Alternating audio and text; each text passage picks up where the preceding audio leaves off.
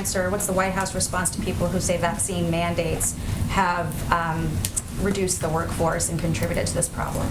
Well, I know world-renowned business, travel, and health expert Senator Ted Cruz has made that point, but I wouldn't say that that is widely acknowledged or echoed by business leaders who have implemented these mandates, by health experts who have conveyed the way to get out of the pandemic is to ensure that we are doing exactly the steps the president has announced and we are working to implement.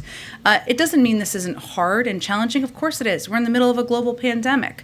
But ultimately, the job of the President of the United States is to lead, is to follow the advice of health experts, is to ensure that he is protecting the lives of people across the country. So I know there was a little hubbub over the course of the last few days about Southwest Airlines. We now know that some of those claims were absolutely false, and actually the issues were completely unrelated to vaccine mandates. But again, what we've seen business to business across the country is this is the way to save lives, create more certainty, it's good for the economy, and it's something we're looking forward to implementing.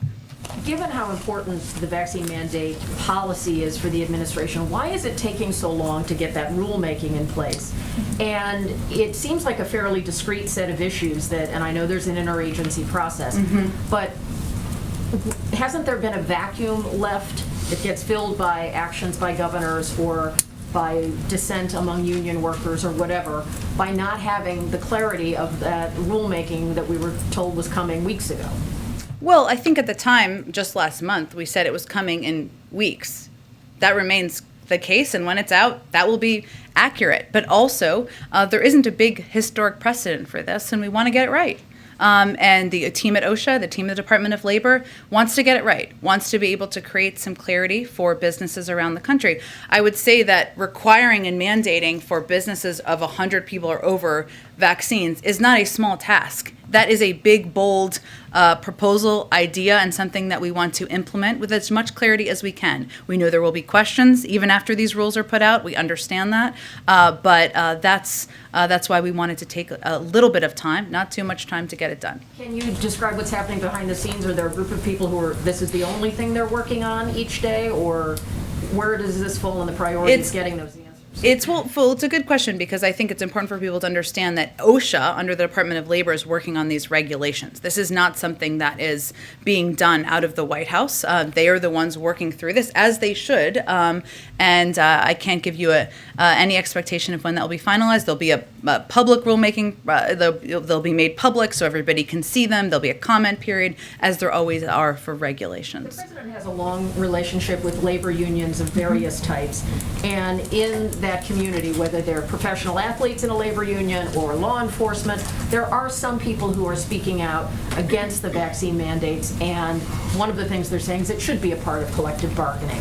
How does the president view that when it comes to these requirements? Look, as you know, the president is a huge supporter throughout his lifetime in public office for labor unions, the roles they play, for collective bargaining, for the role they play in standing up for workers' rights. I would note, though, we're in the middle of a pandemic here, and what we're trying to do is we're trying to save more lives without delay. Understanding there is a process for rulemaking, as there should be, but we're working to implement these as quickly as we can so that businesses can have certainty, so that workers can have certainty, so that people can return to the workplace who are fearful, so that we can work to return to a period of closer to normal. So he always welcomes the input, the views of labor unions, and certainly has heard their concerns in this regard. But I think it's also important to remember we're in the middle of a pandemic. Go ahead.